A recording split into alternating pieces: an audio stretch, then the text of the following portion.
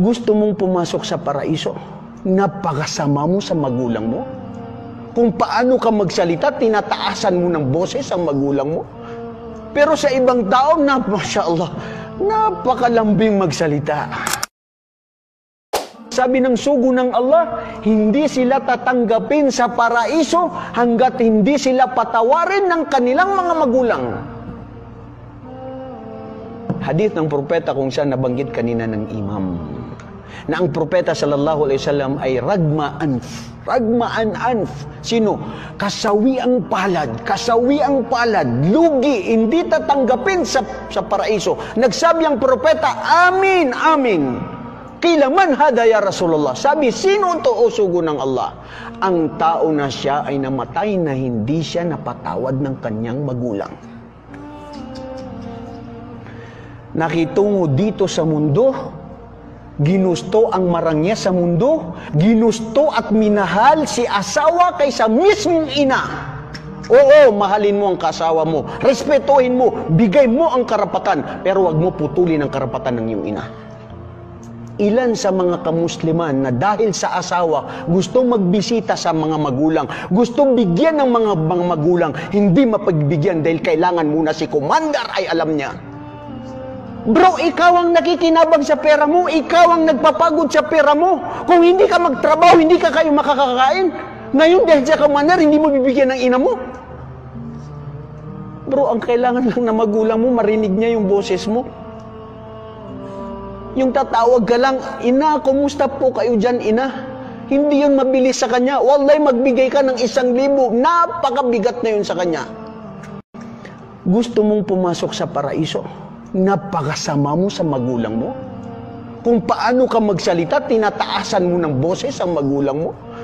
Pero sa ibang tao, Masya Allah, napakalambing magsalita.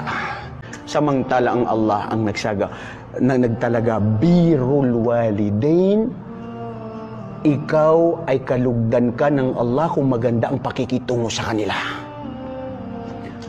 Sakatul walad, sakatullah.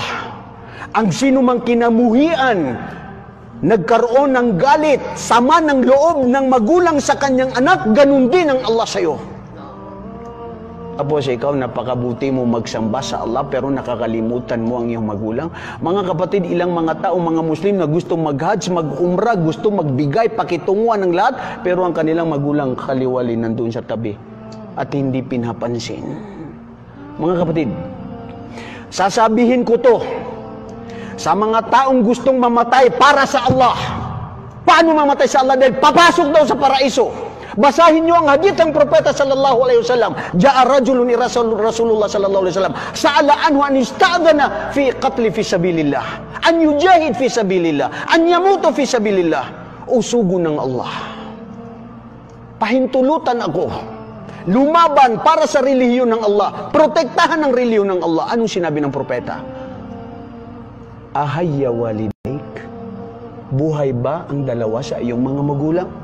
Naam ya Rasulullah. Sugo ng Allah, buhay po ang aking ina, ang aking ama. Anong sinabi ng propeta? Fafihima tujahid. Ikaw, inuutusan ko o isang binata. Gusto mo nakalugdan ng Allah para tanggapin sa paraiso?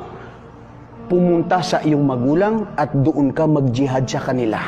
Pakitunguhan sila ng mabuti. Lalong-lalo na sa edad nila na kung saan sila ay nangangailangan ng tulong.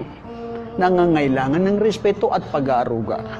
Mga kapatid, wallahi mapalad ang sino man na nandito pa ang mga magulang nila. Samantalahin ninyo.